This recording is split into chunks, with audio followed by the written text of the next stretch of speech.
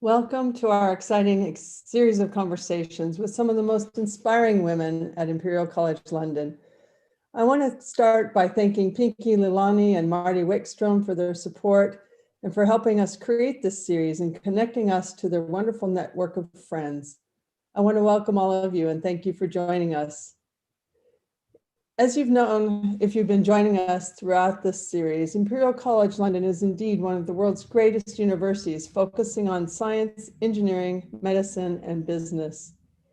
We have about 20,000 students and 8,000 staff pursuing research and teaching at the forefront of their fields. We also have some of the greatest women academics in the world. And I'm excited to say that our research discoveries are ever more present in the news. And in our teaching and in our research, we learn new things every day from the youngest members of our community. Thus, in this series, we decided to connect some of our breathtaking career moments with the ideas and aspirations of our younger colleagues and students. Tonight, we are joined by two amazing women to discuss when infections go viral, a look at how you can study viruses at a genetic level. So let me begin by introducing our luminaries. Professor Wendy Barclay is the Action Medical Research Chair in Virology and the head of the Department of Infectious Disease. Wendy's expertise is in the field of respiratory viruses, in particular influenza virus, but now, of course, she is an authority on COVID-19. She studies the way viruses cross from animal sources into humans to cause human-to-human transmission and new pandemics. Her leading role in virology has resulted in her expertise being widely sought on advisory boards, and she has worked extensively with the Science Media Center, whose aim is to improve the relationship between scientists and the media. Thank you, Wendy, for being with us. Dr. Vanessa Sancho-Shimizu is a UKRI Future Leaders Fellow and lecturer in the Department of Infectious Diseases. Her work focuses on identifying inborn errors of immunity in rare childhood infections, such as childhood herpes simplex encephalitis, invasive meningococcal disease, and viral infections like COVID-19 and the multi-system inflammatory syndrome found in some children with COVID. Vanessa came to Imperial in 2012 as a Marie Curie Research Fellow and has since started her own group in 2014 in the sections of virology and pediatric infectious diseases. Tonight, we're going to have a conversation and we will see how these impressive women have come to be the wonderful scientists they are today and where they are heading. We welcome your questions. Please put your questions in the Q&A function and our team will pull them together for our discussion. So in order to start this evening, I thought I'd ask Wendy, you've had many revelations and aha moments throughout your career. I wonder if you could tell us about some of the aha moments that confirmed your interest in virology and viruses. Yes, thank you, Alice, for having me, and good evening, everybody. I never meant to be a virologist. I didn't set out to be a virologist. At school, I enjoyed chemistry. It was very precise. I could sort of get to the nitty-gritty of things. But when I went to university, although I'd intended to read chemistry, I was forced to take some modules around the edges, and some of those on offer were more in the biological sphere. So at university, I ended up sort of moving towards pharmacology, which was a kind of biology chemistry mix in a sense. And then I ended up doing a PhD at a really fascinating place called the Common Cold Unit, where, as it used to be said, people came on holiday to catch a cold. And that was my first introduction to viruses. Previous to that, I hadn't really studied viruses at all, but that 3 years at the Common Cold Unit sort of began to reveal to me the fascination of something so small. Of course, you can't see it, you can't even imagine it, but it has an effect on us all, and it impacts everybody's life, even something as mild as a common cold. Every person gets 1 or 2 of those every year of their life, and if you add that up, it's a big thing. But I still wasn't really sold on it. Luckily for me, I got a postdoctoral position at the University of Reading, as it happens. And there they were really pioneering what was known as molecular virology back in the day. And for the first time, I had the sort of aha moment that you describe. While I was there, I realized that viruses were so simple that you could actually make one in the lab. You could design one and unpick the details of what made one virus sort of cause disease and another virus not. So the lab was famous actually for studying polio virus and the vaccines that we still use today to try and control that. And the difference really between a polio virus that would cause, life devastating poliomyelitis and a virus that you could give to a child in a sugar lump that would save them from that was really just one letter code different in the genetic code of the virus. And not only that, but in the laboratory, we could make those viruses de novo and understand everything about how they worked. So that was, a total revelation to me, the fact that something could be understood to that level and yet have such a big consequence in the world. It wasn't sterile like chemistry had seemed to me, but it was real. It had impact on everybody's lives. So I became, completely fascinated by that and worked my way through a few families of viruses. First of all, with the very simple viruses that common colds and polio virus are. And then, luckily enough for me, I got a postdoctoral position in the United States where they were working with influenza virus, which was a more complicated virus. And they had just learned how to do that sort of molecular virology, the technique we call reverse genetics, which is where you can design viruses that are differed in defined ways in their genetic code, and then study back what the phenotype, the consequence of those differences are. And from that moment on, I was sold, and the rest of my career has sort of followed that course.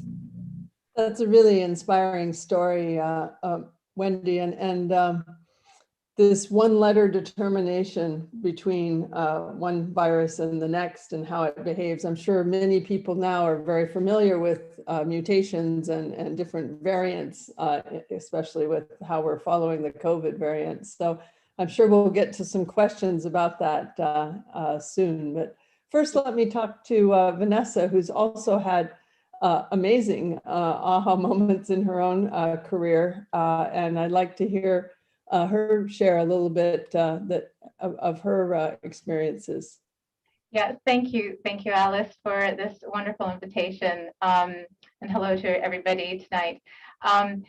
So I don't think I have my aha moment in terms of of discovery yet. I think I'm still trying to get there. But in terms of the aha moment, in terms of the most exciting moment for me, actually was the moment when I found my niche in science. I think if I go back and see when I was younger, it was very clear in my mind actually that I wanted to be involved in genetic research. In high school, biology was my favorite subject, and genetics was just a fascinating concept to me. There was a predictability about genetics, which was wonderful, which actually is funny enough. We're starting to find out that predictability is not that predictable. There's a lot more complexity behind it, but that makes things even more interesting. In any case, I knew that I wanted to go into genetics, and at the time when I was in university, it was a really exciting time in science in the sense that on two fronts, I was also very interested in infection and microbiology. And marrying those two subjects together would be something that I would really, I was fascinated by. And so at that time, really in the late 90s and early 2000s, there were two very exciting things happening in that aspect of science. One was this genomic revolution, where we basically had recombinant DNA technology really available at our fingertips, and sequencing suddenly was starting to become much more accessible. We had the first human genome produced. And at the same time, there was also this movement in immunology of this discovery. We knew very well about how we respond to infection when we see it a second time or a third time. So we understood quite a bit about antibody and so-called adaptive immune responses. And there was really a huge explosion of discoveries around innate immunity, which is the first line of response against any infection. So this discovery of these pathogen recognition receptors, or so-called Toll-like receptors, was happening. And suddenly, these two fields were happening at the same time. And I really got excited about this. And I started my PhD working on trying to tease out using beautiful mouse, elegant mouse genetics, why certain mice are really susceptible to certain pathogens and others aren't. Mouse genetics has contributed enormously to our understanding of current immunology. But obviously these, translational aspects were always limited. It was always another step to try and prove that this was actually the case in humans. And in probably my first year of my PhD, we had this seminar, a guest speaker who came and spoke, who ended up being my future postdoc supervisor, but he came in and gave a talk on the human model of infection in terms of the genetic basis of human infections, and just blew me out of the water, because basically he was describing patients who very unfortunately were suffering from a devastating disease from a common pathogen that we all carry with us and is inconsequential to most of us, and was basically doing the same sort of approaches using genetics to understand and really tease out why it is this child suffered so horribly from an infection. And we were doing the same thing in our genetic studies. And so the fact that we could actually apply this in a human setting was absolutely revolutionary. So that was a real moment where I really decided that this is exactly what I want to do and achieve in life. So that's been really the focus of my work.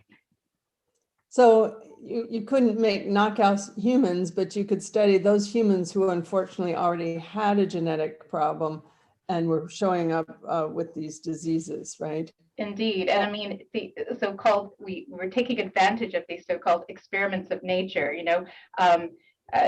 these observations, this is happening, and trying to bring meaning and understanding to it. So yeah, and I think what's really nice also is that it highlighted that there are differences actually between the mouse model and the human model. I can quickly talk about one example, which was at the time there was this, we were using knockout mice in genetics in immunology to define basically all the roles of the different genes and pathways in innate immunity. And there was one particular mouse, the MYD88 mouse. It's basically this one little protein that is a master controller of signaling downstream of these receptors that actually seek out any signal that there is a pathogen in the cell. So it's absolutely important in controlling and orchestrating an immune response. This mouse, didn't have the MYD88 gene. Basically, in any context of infection, almost any infection was found to be extremely susceptible. So from this mouse study, we were understanding that MYD88 was absolutely crucial to immunity. And then I go to my postdoc lab, and all of a sudden we discover people are walking around who are knocked out with this gene. So we have the MYD88 knockout version of the human, who unfortunately has had some quite horrible bacterial infections, but has survived, and actually has no problem with any other infection. So this is really just absolutely amazing. So not only does it show, I'm not undermining the value of mouse genetics to its contribution to immunology, but the fact that there are inherent differences in human and mouse immunity, and the fact that these human genetic studies can bring much more sort of relevance to, or context to the discoveries.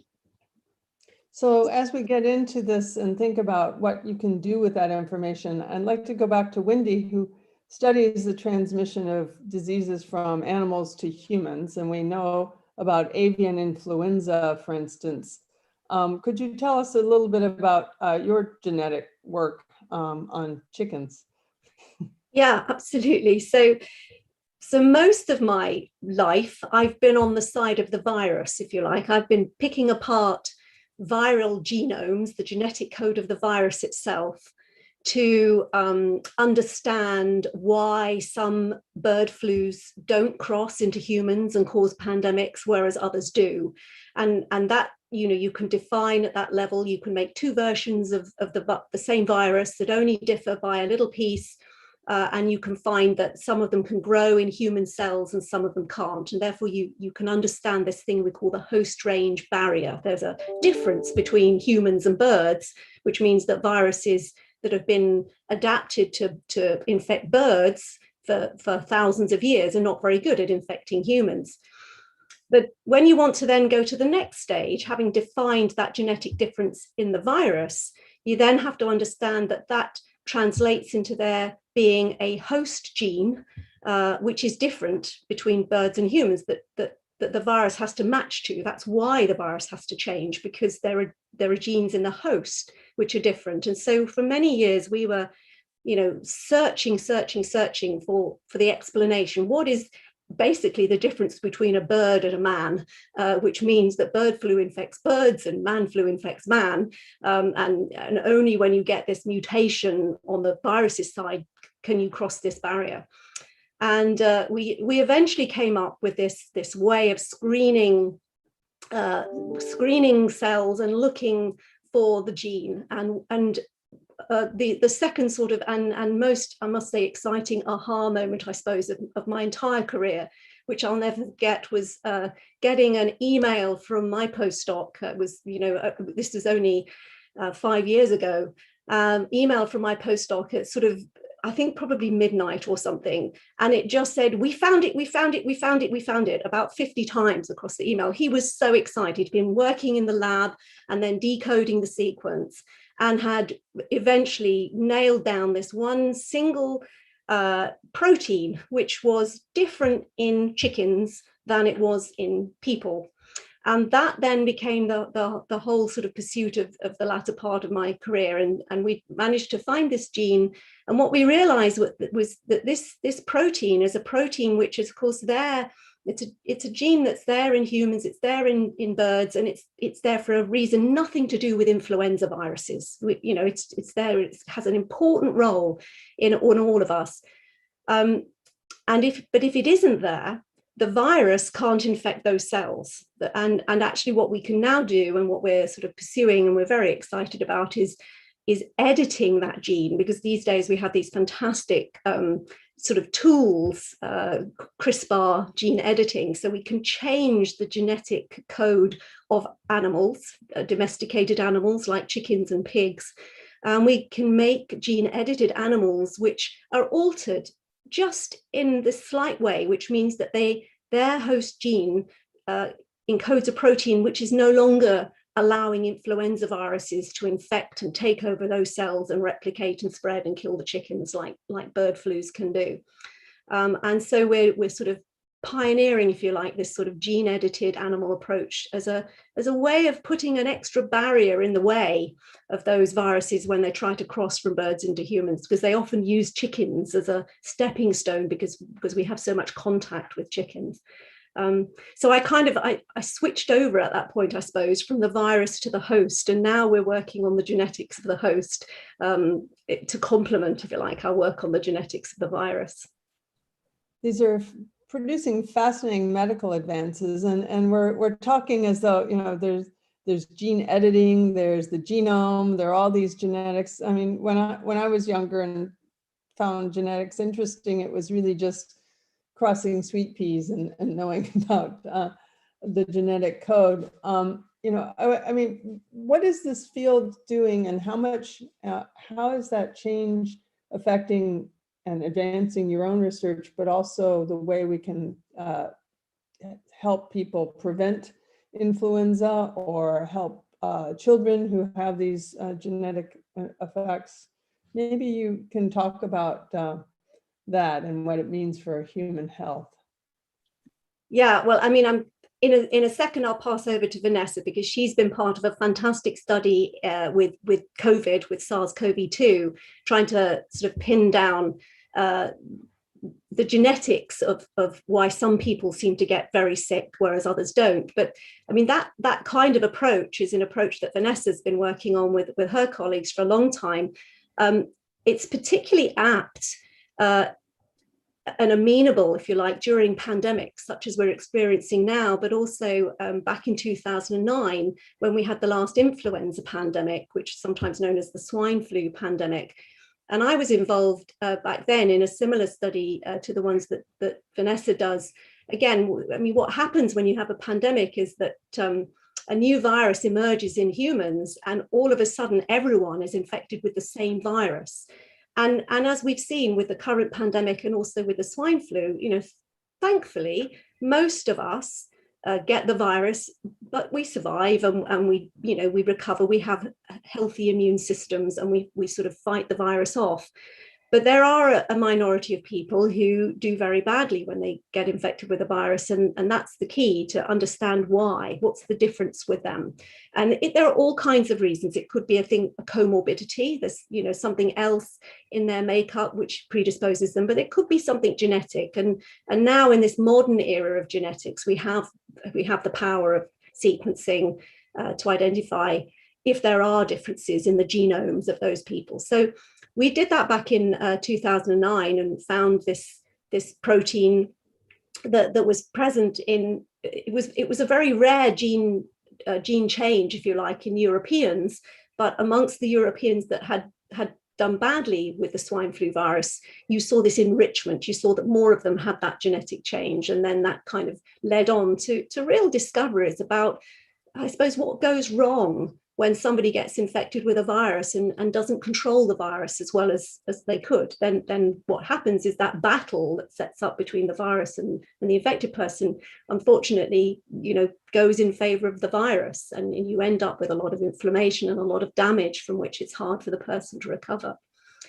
So we've done, you know, some small amount of that from you know, being involved with colleagues looking at that. But I think Vanessa's, you know, should speak a little bit more about the work that she does, because it sort of continues on that theme and is really impactful.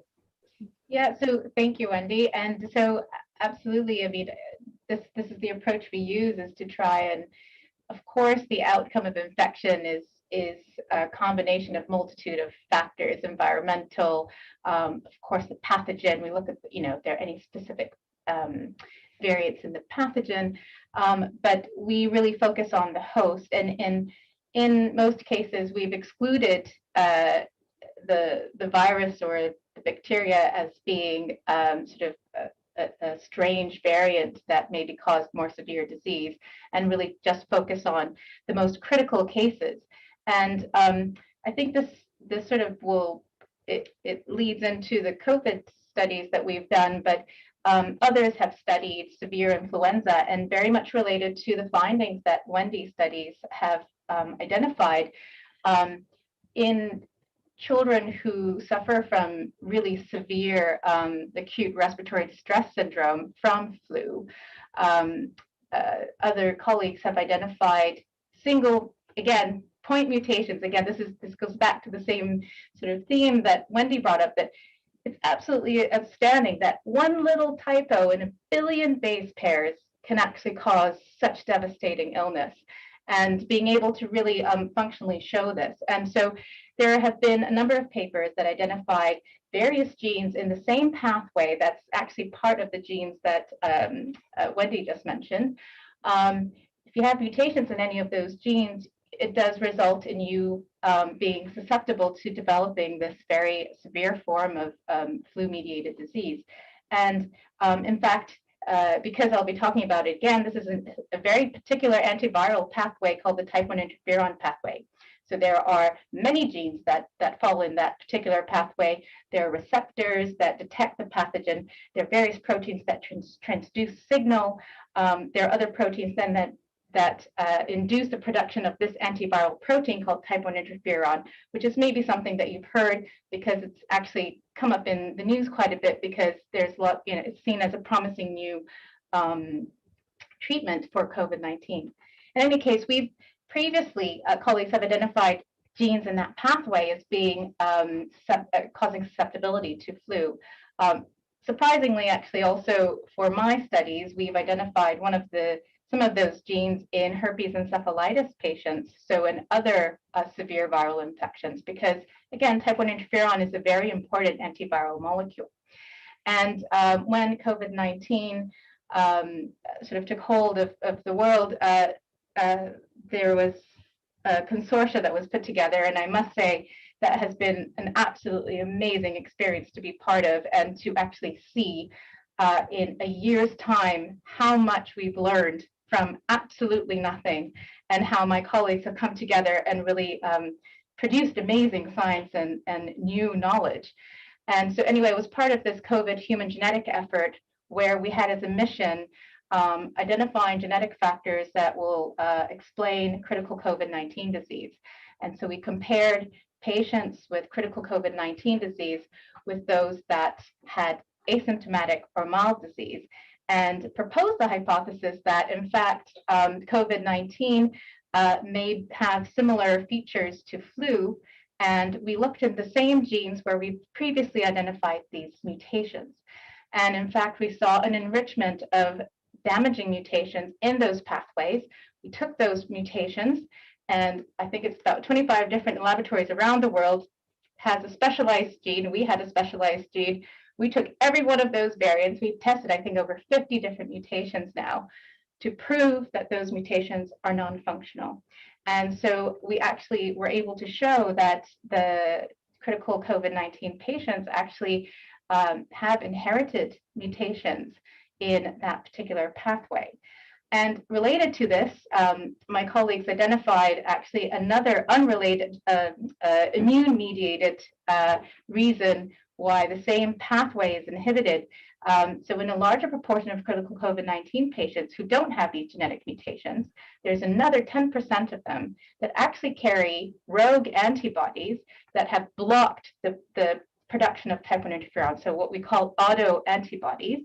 They create antibodies to their own type 1 interferon, effectively inhibiting the type 1 interferon response.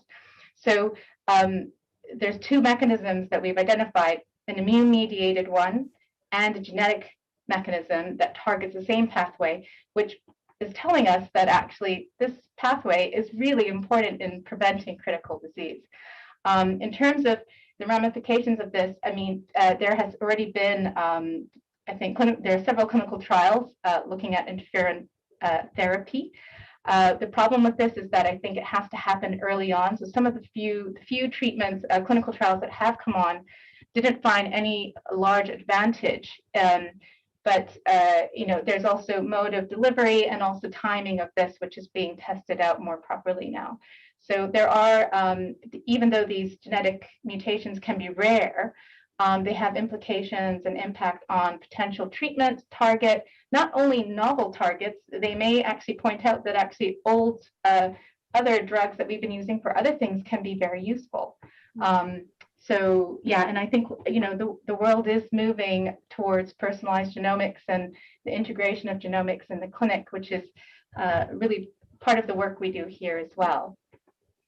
So in the future, can you screen the population for these mutations if you knew what you were looking for, and then be able to plan when they come in or when something happens to protect them differently or treat them differently? Yes, I mean, that's definitely a way to do things. And if it is a common enough variant, it's a test that can be developed. At this stage, because these are rare variants, we require sequencing, which isn't amenable really to a fast throughput sort of thing. It can be done. And like I said, we have specialized clinic. We have a BRC funded clinic here where we see patients who are otherwise healthy, who presented with life-threatening infections. We take their blood and actually we sequence them. But you know, this takes usually several months because we need to analyze the data, and it's the analysis that actually takes much longer. I think where it can be sort of packaged into a more streamlined treatment pathway, especially if it's a variant that we know that's common and we can target it. And there are actually tests that actually can do this within an hour.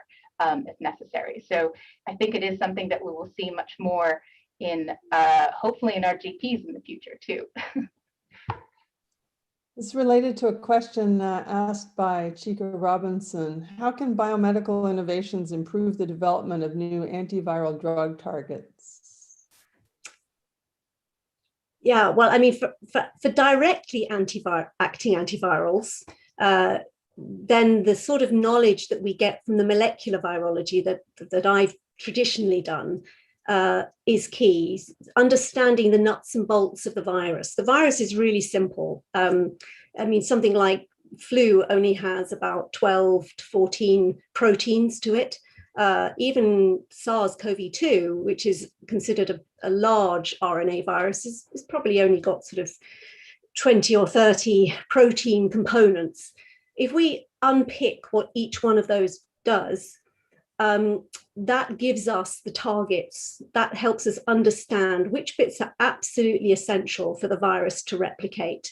And then how do we design small molecules or other kinds of interventions, nucleic acid targeting interventions that can very specifically target the virus. So that's one whole way that we go about that. And even with something as new as SARS-CoV-2, there are already drugs under development that target unique features of that virus, which we begin to understand.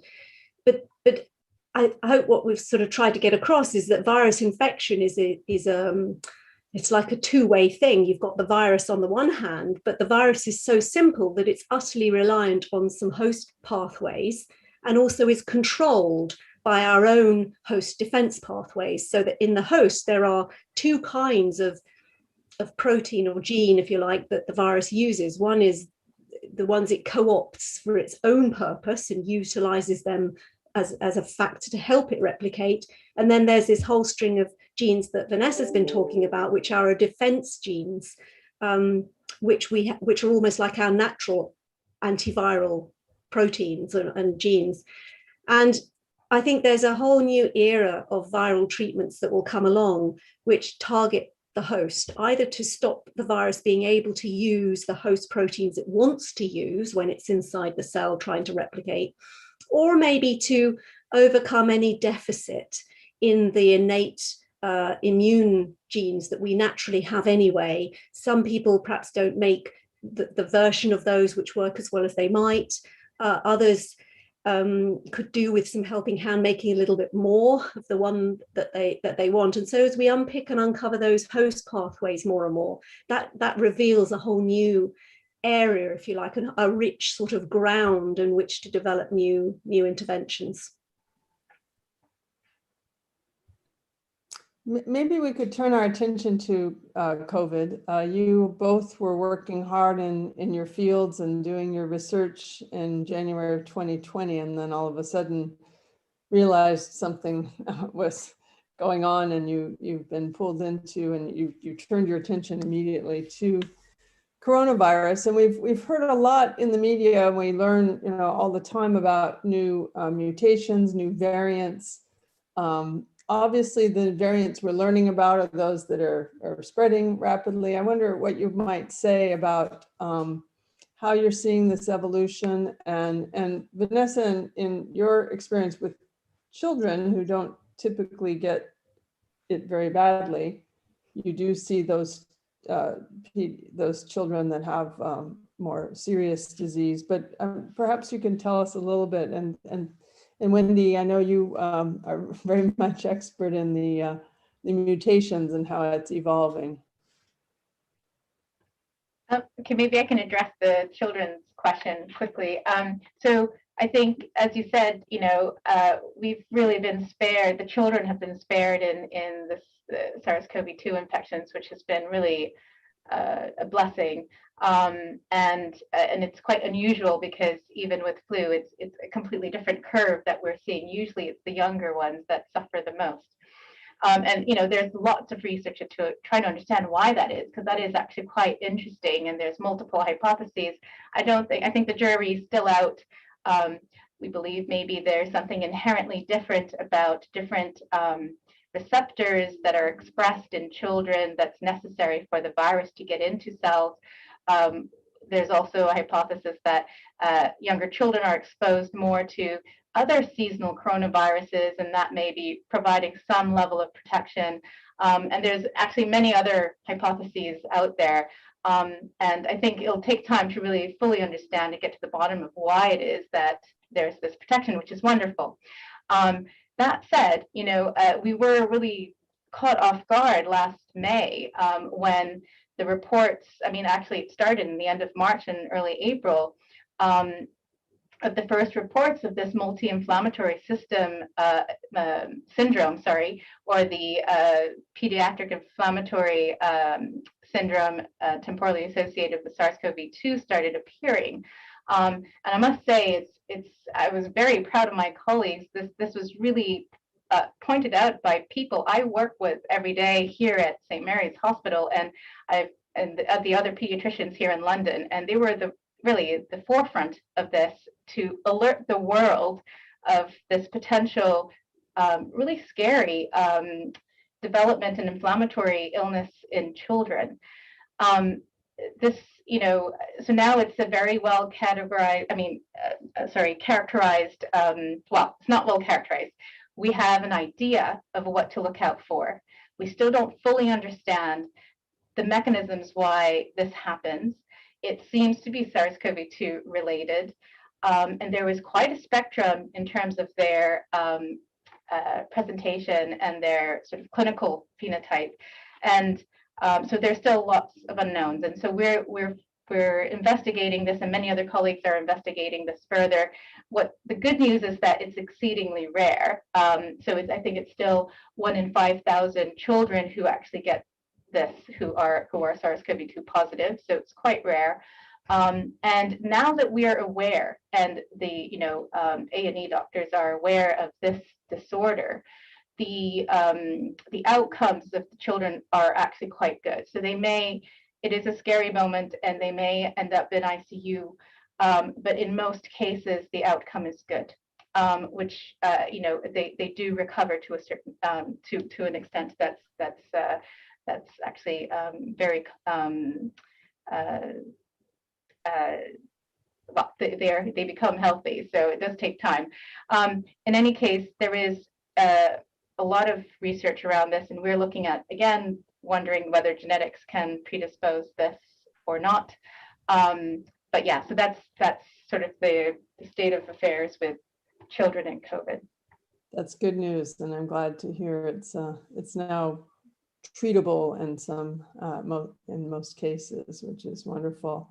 Wendy, are we ever going to be free of this, or does it just keep running around the world and making new effective variants?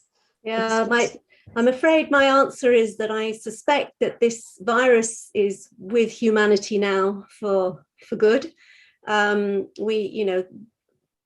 are 4 other seasonal coronaviruses which probably 100 or 400 or 1,000 years ago jumped across from an animal source into humans, possibly caused similar devastation when they did, and then became seasonal coronaviruses. And I think one of the big things I'd really need to get to the bottom of is to understand that transformation. I've spent most of my career thinking about the jump, the movement from animals into humans, but I think equally important now and very relevant today is what happens next in those next few years when a new virus is in humans.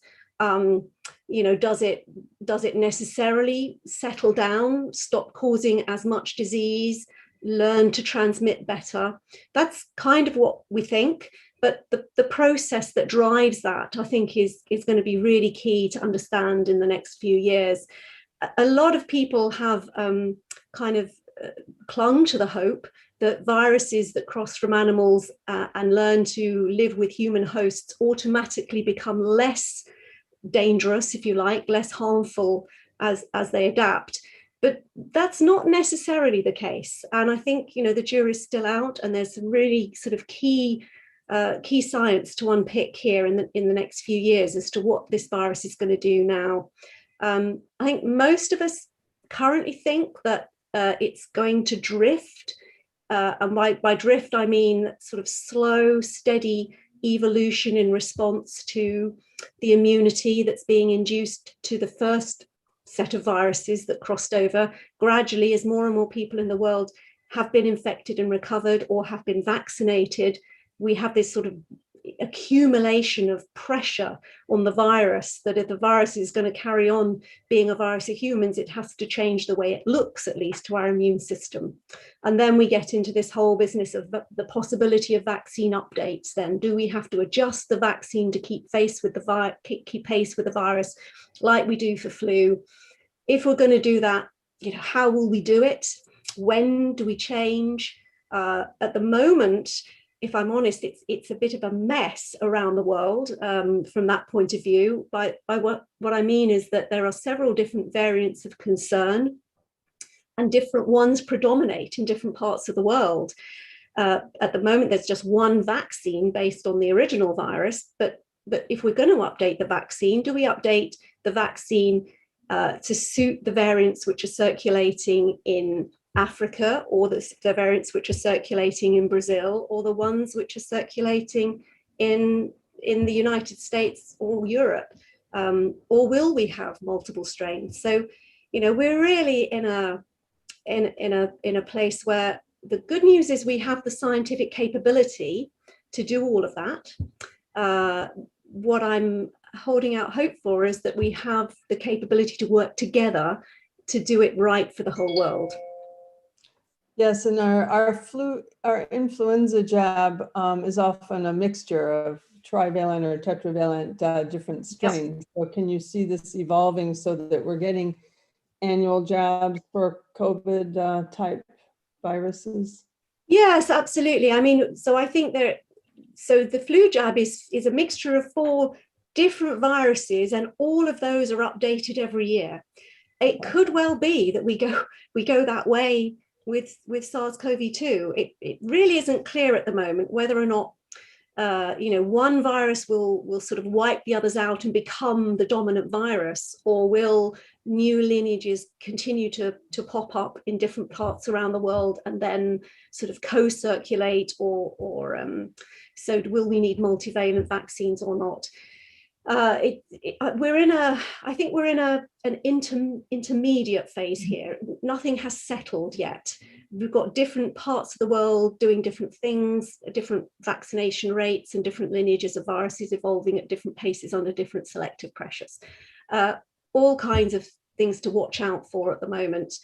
And really back to where I started off, going back to simply trying to unpick the variants as they emerge and understand what each of those mutations in the different variants does, in order to try and risk assess, keep pace, and understand which ones we really need to concentrate on and put into the new vaccines. Thank you. Good. A question from Anna CP. I was surprised to see reports about long COVID in kids. Are we any the wiser about long COVID and why some people feel so unwell, well past the original infection? And thank you for such an amazing discussion. I can try maybe. I can try and answer that. Thank you, Anna. That's very kind words. I think just general in long COVID, I think there is a lot of energy now around trying to unpick the why long COVID happens. And I mean, I think there are some preliminary reports out there saying, that they are finding, bits and pieces of the virus still lingering around in these patients, which is probably driving this response by your body, saying there's something here and, causing inflammation. I don't think that we have any solid answers yet. Maybe Wendy can also chip in, and in terms of long COVID in kids, yes, it's something else that's also sort of, come across the horizon now, now that, we're seeing more children. Yeah, I think I don't have a solid answer to that, other than the fact that there are lots of active research programs looking specifically to address these questions, and hopefully we'll get somewhere soon. Yeah. Yes. I mean, I think this is going to end up being quite complex. Mm-hmm. And I suspect that long COVID is going to be a term which describes a number of different diseases, if you like. And that's going to make it complicated to pull apart. I think sometimes there will be persistent virus or fragments of virus. And other times there may just be damage that's left behind by the virus. This is quite what we call a cytopathic virus. So it goes inside cells and it kills them. And it leaves behind, therefore, a lot of damage. When you get that level of damage in lungs, then the lung regenerates with things like fibrosis, and the grow back of the lung can then compromise a person's ability to breathe as well as they might like to. And so it's going to be very complicated. I've been very fortunate to be part of a huge study called REACT, which was one of Imperial's studies where we've looked at tracking the virus in the community. And there's going to be a REACT long COVID follow-up, whereby we've identified now sort of hundreds of thousands of people around the UK who have been virus positive. And what we'll be able to do now is to follow those people up and therefore have sort of genetic details and timings about when they got their symptoms. And I think that will really help sort of piece all this together, but it's going to be a huge puzzle to pick apart. Yes, that's the REACT study has given us quite a bit of insight, and I'm so pleased that will be continuing. We might talk a little later about good sources for people to follow the news and keep up with that.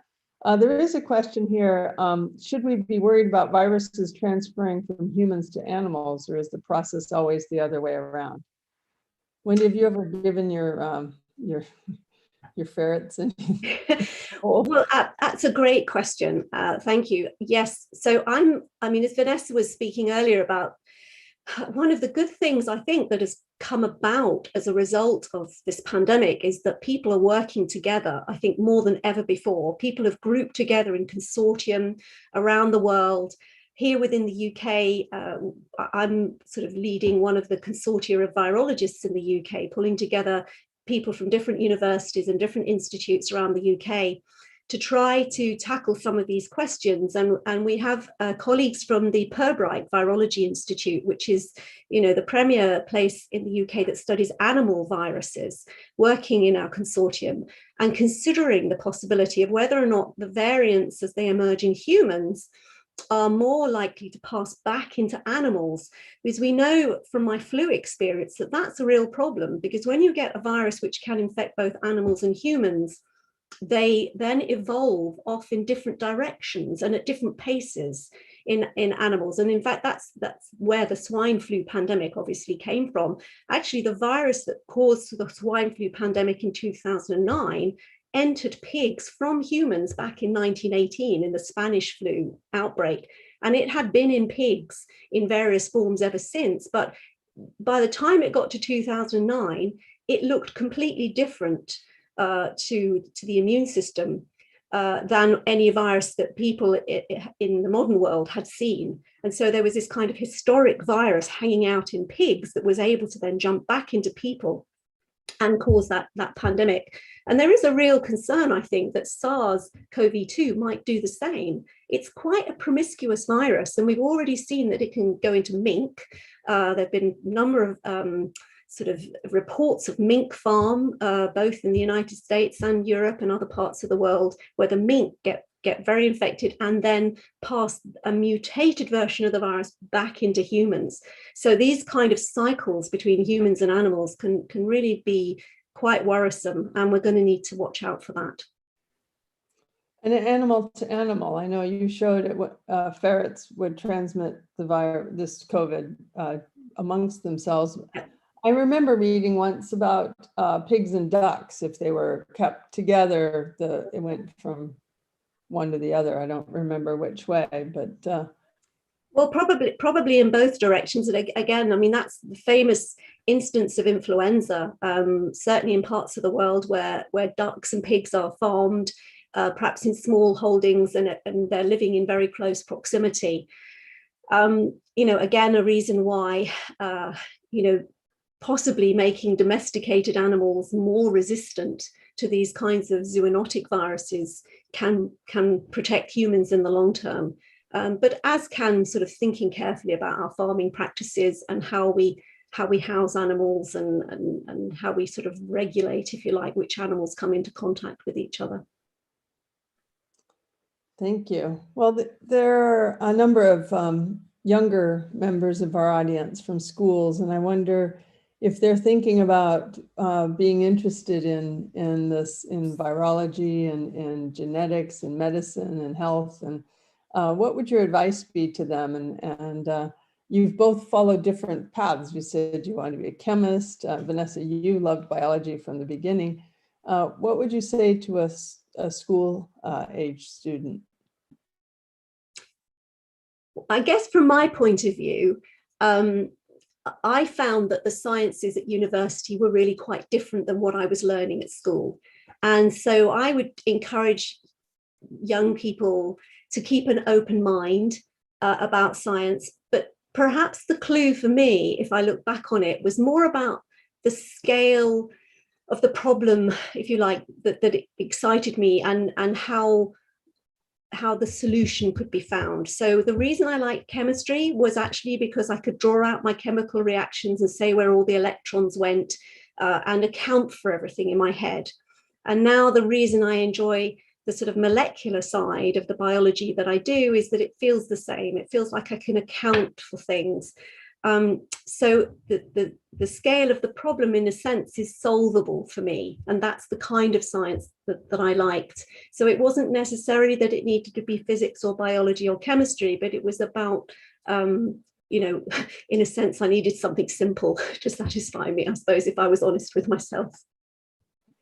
Well, you've hardly found yourself in a simple situation with the rapidly mutating virus and the kinds of work you've been doing to unravel it, but that's very helpful and very inspiring. Vanessa? Yes, I must share the sentiment with Wendy about, I guess, as a little girl in school, the science is very different from science that happens in the research laboratories, right? So I'm happy that the science and biology in schools was enough to capture my attention. And I think the idea of testing a hypothesis was so fascinating. The fact that you can set out a question and set out this experiment and you would get an answer. And that would be an incremental piece of knowledge forward that you can take with you. And it just seems such a wonderful system of sort of exploring the world. I must say, I was unfortunate not to have so many interactions and sort of lab experiences when I was young. And I could see how that could be quite transformative for young people. And I think if you have the opportunity to visit labs, and in most cases, especially for the types of work we do, you probably won't be able to do much just because of safety measures and all this. But even just observing, I think, can be quite enlightening. And I think I would encourage everybody to try to reach out and get some hands-on experience and come and see what real science is like in research laboratories, because I'm sure, actually, I don't know what it's like now in schools. I think it is much better in the sense that it's probably do a lot more experiments that I never even thought existed when I was a child. But I think having this hands-on experience is great, and it really gives you that. I think the delight in science for me is the testing, asking a question and getting an answer, and that very simplistic sort of repetition to get to answer a bigger question. So I would suggest, try to get, if you can, some hands-on experience. That's great advice, and I'm very proud of our outreach efforts, and both in the Faculty of Medicine as well as at the university in our Wall Reach Out Lab. We do try to get a lot of kids in, and we look forward to coming beyond this pandemic and being able to get back into that hands-on work again, because I do think that's very inspiring and very important. And we we find that those experiences, you do find a number of students matriculating to Imperial who actually did come as children to one of the outreach efforts. So thank you. There's an anonymous question here. Given the measures taken to reduce SARS-CoV-2 transmission in the past 15 months, have seasonal coronaviruses been circulating? If not, would you expect infants born during lockdown to be an increased risk from COVID, given their lack of exposure, therefore lack of immune memory to seasonal COVID? Thanks. Yeah, I mean, that's a great point. And actually, not only the seasonal coronaviruses, but also influenza. There's a real concern in this winter coming at the moment that we're going to see more other respiratory viruses co-circulating again with SARS-CoV-2, because last winter came after a lot of countries locked down seriously, and that impacted the circulation of the other respiratory viruses, including flu. So there wasn't very much flu at all last year, either in the northern or the southern hemisphere. And that's actually great that year, but it is a bad thing for the following year, because it means that there are more people who haven't recently been infected by that virus, and that sort of low level simmering away, if you like, of the herd immunity concept, the fact that we've all got a little bit of experience of the virus from recent times that can help us control it better. That's not going to happen this year. So I think not only the seasonal coronaviruses in children, but flu in elderly and vulnerable people are things that we're really concerned about. And the only thing I can sort of say that is sort of a little bit hopeful is that in a strange way, we've all become, I think, much more used to the social distancing and the wearing of masks in very heavily populated public areas. And I wonder whether or not that sort of behavioral change will continue somewhat into the coming winters. I know, actually, having spoken with Vanessa before about this difference in Asian countries versus the West, how, in Asian countries, I think it is much more common that people politely would wear a mask, particularly if they were suffering from respiratory infection. And I think here, there may be some behavioral change which might help control some of this worry, if you like, about resurgence of seasonal viruses. If I can add to that too, I mean, I actually don't know if there's actually data about the seasonal coronaviruses. There are less exposure in infants. I'm pretty sure Public Health England must have looked at this already, but exactly what Wendy said, flu, but also RSV, other respiratory pathogens, not only viruses, but also invasive meningococcal disease and pneumococcal disease. Those rates basically disappeared last year, which is fantastic. Again, for, it tells you that social distancing actually does its job at all levels. I think maybe this was prompted also because I mentioned maybe the reason why children are protected against critical diseases because they may have some cross-protective immunity from other seasonal coronaviruses. This is a hypothesis and still hasn't been, fully proven. It's very possible that could be the case.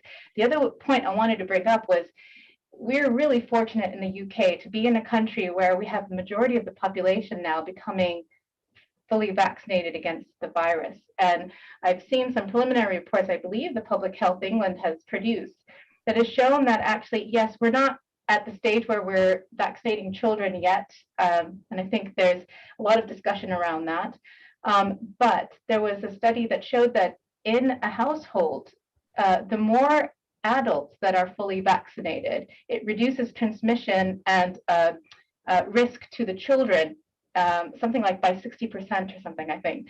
So, the fact that we are all as adults getting vaccinated, you're actually protecting your own, the little ones as well, because obviously there is some, this is Wendy's work that shows there is, vaccinations actually will impact on you being able to transmit even if you do get infected. So I think this is all areas that we're still under investigation, but the observational data suggests that households where adults are fully vaccinated, the children have much lower risk of actually getting the disease. Great. So we'll all get our flu jab and we'll get our booster when it's offered or whatever else we get for annual coronavirus jabs. And And thank you both very much. It's been a marvelous conversation, and I'm so pleased that we've had the chance to talk about your life and your works and coronavirus. And I thank our audience for joining us. And our final conversation of the series, the Luminaries series, will be in 2 weeks' time. It's called From Nanoscale to the Real World, How Small Things Have a Big Impact, on Tuesday, July 6th, with Professor Mary Ryan and Ejerem Omicron, two inspirational women in material science. So we look forward to seeing you then. Thank you. Thank you.